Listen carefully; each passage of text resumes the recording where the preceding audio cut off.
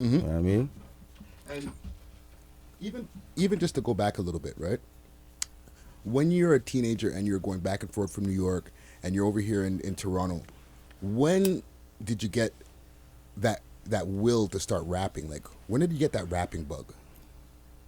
Yo, see, like I always been into the music scene because my pops used to do music. You know what I'm saying? My pops was a DJ, dancehall DJ and down in the city, well known and stuff like that. Right. So he got me into the music as a kid, but like growing up in the '90s, you know what I'm saying, in that era when hip hop was the thing, you know what I'm saying? Yeah. It was a big influence, you know what I'm saying? Yeah. You got rappers, you got DJs, you got backup dancers and shit, like big chains, big, like, big cars and shit. You want to be like the rappers, man. You want to do some fly shit, man. Oh, for sure. You know what I'm for sure. saying? So like, we from a kid, I was just into it.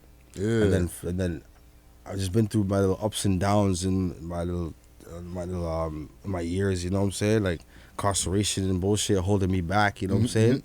So it's like I just had to clean up certain things so I could actually focus on one thing, you know what I mean? So I could actually do what I wanted to do, because people's always saying, yo, you need to do, you know what I mean? They always know I was nice in a little way, but you need to like focus on some shit. Yeah. But they didn't know my head was all clouded up with different shit, you know what I'm saying? Right. My mom passed away and stuff like that, like it was real, you know what I'm saying? Yeah. So like, fuck, I had to just get it going, and fuck, man, one thing led to a next, and just the people I'm around and the people I'm with and the things I'm doing just allows me to just maneuver, you know what I'm saying? Yeah, so that's what it is, man. And even like when you decided, okay, you know what? I know I could rap. I got some bars. Ride up with my niggas when we on the road. All up on my guala, you know how it go. I ain't never scared to put that work in. Don't get mad cause your hustle ain't working.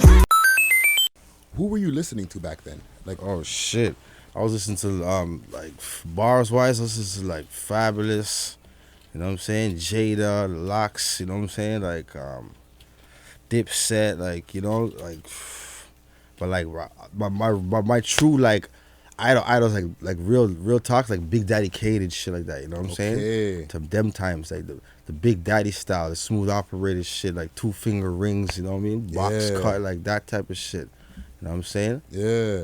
And you mentioned the incarceration, right? Yeah. So, just to touch on that a little bit, okay? Yeah. And you let me know what you're willing to talk about with it, and what you're not willing to talk about, right? Now, with the incarceration, can you tell us like what led up to the incarceration? It was just basically, I'll just say one word, just conspiracy, Yeah, and everybody knows what conspiracy is. It's just basically they think you're doing something, Yeah. So it's nothing too crazy, nothing too wild, but it's just unfortunate that you have to go through bullshit. You know what I'm saying? That's all it is. And then where you have to go through bullshit and how you have to go through bullshit. That's you know what I mean? Once you're in the jungle, you're in the jungle, you know what I'm saying? Yeah. You already know you have to just hold your own, man. And how long were you away for? Not too crazy time, like just like maybe like 15 months or some shit, like not no crazy time. Listen, for people who are like used to doing time and shit like that, that's not no crazy time, okay? Yeah. Me myself, I've done a year, right? Yeah. And for people who I've been around inside there, lifers and stuff like that, they're like, they call it baby bids and stuff. Like that, right? Yeah. However, there's a lot of people. I don't like to complain about little 450 months when niggas is getting slammed with fucking crazy numbers, you know what I'm saying? Looking Absolutely. crazy out here. So it's like certain things are manageable, but certain things just like a waste of time of your life, you know what I'm saying? And then that's what I'm saying. There's a lot of people who have never seen the inside of a jail cell, and they need to know that even one day is too fucking much. yeah, for real. Okay? It's a state of mind. You have to condition your mind. It's a mind condition, Yeah. Certain people are built for that. It's not for them, Yeah. They haven't been in low situations where like there's nobody around and it's only you. So you have to condition your mind. You know what I'm saying? Mm-hmm. What do you think is the biggest lesson you learned from that experience? Lesson I learned, just basically like how just to move a little bit more correct and about the people you hang around and your surroundings and stuff like that, because you never know who's into what.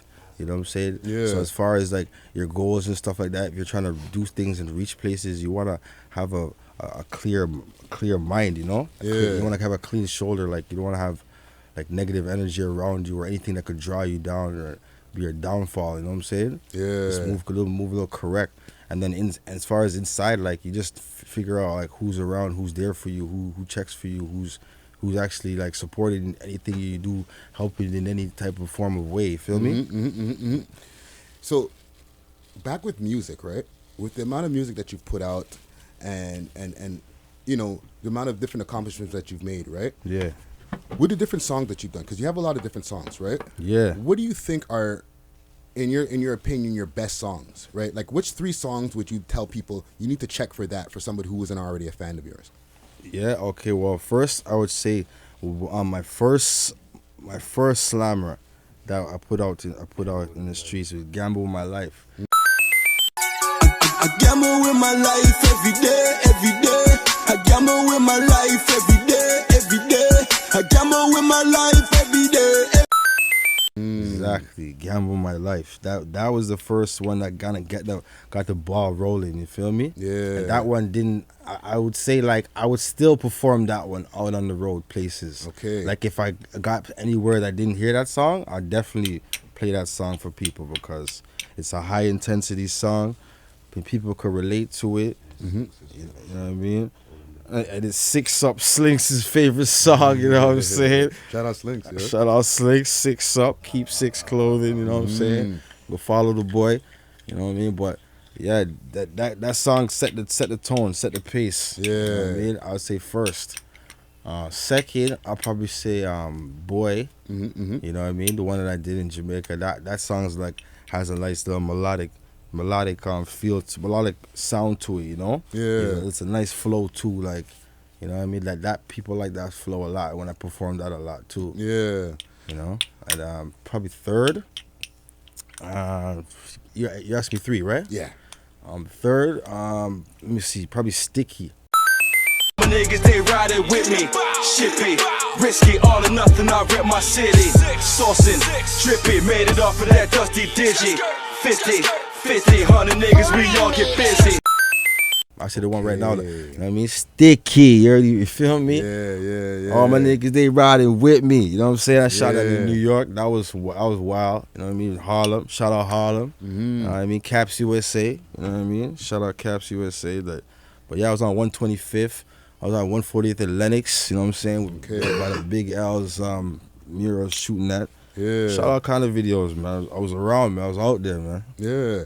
And like, in this day and age with and I'm going to say quote unquote mumble rap because I don't like that term because I don't feel like a lot of cats are mumbling.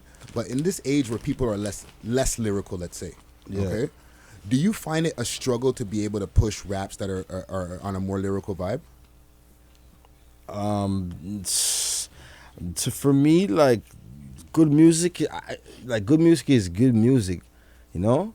Like, and if it's the way that the sound is, because I see artists out there doing it and being successful at it, like in New York too, especially because I like, you know what I mean, like artists like Dave East. You feel me? Shout out Dave East. He's one of my favorite. Nino Man definitely is one of my favorites as well. Who's okay, a lyrical rapper. Yes, very lyrical. Nino Man, Don Q. You know what I mean? Don Q, very lyrical. You know, these guys seem to be doing all right. Yeah. You know what I mean?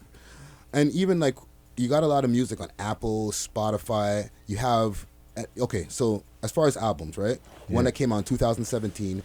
2 EPs, one that came out in 2014, one that came out in 2016, and 3 singles up there, right? When you consider all of the artists who make music, and you relatively see people putting out like a full project and stuff like that, let alone EPs and stuff like that, right? So with that being said, can you tell us about like the process of like each of these EPs, or like even just one of them, like what it took to put together like a full EP, and like why do you want to do that even? Because like I put together one project. It's called 80s Baby 90s Raise Me. You know what I mean? That's on that Piff live mixtapes. Okay. I put together one that was like a mixtape / digital distributing kind of thing. You know, I put it out there for people to download and stuff like that.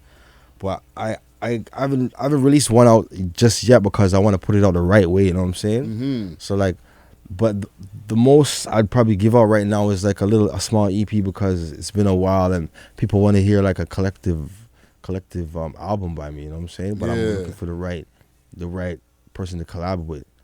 You know what I mean? And the right promo and marketing scheme and all of that. You know what I mean? Because you all see it, like one track out here can change your life out here. True. So it's like, why waste all your time doing all this mixtape album stuff when you could just make that right banger? Yeah. You know what I mean? But I just collect songs and put them down in the archives and just have them if I even think about putting an album together. You feel me? Yeah.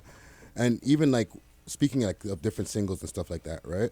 For example, on your YouTube channel, I see you have a song From the Dot. It has like 24K views, which is dope. Congratulations on that. Right? Thank you. And you're credited as the director on that. Yeah, right? I direct all my videos, man. Okay, so tell me about that. Like, what inspired you to start directing your own videos? Yo, I'm just telling you, it's just the Virgo in me, man. You know what I mean? Like, and then just my thought process it's very fast, so I see a lot of things happening before I even put the idea out to people. Like I'll have the whole idea in my head and then tell it to people. Yeah. So then people will say like, yeah, that's a dope idea. And then when I come with another idea on top of that, I'll be like, yeah, because I got this and this and this and this and this and this and this this and this. And I'm like, oh shit, so you have it all figured out, like basically. You know what I mean? Yeah. Basically, I'm trying to figure it out. If you have any advice, let me know. We can make it great. You know what I mean? Yeah. So it's like you don't need to depend on anybody else to get shit done. Nah, I'm not trying to depend on nobody to get shit done. Dope.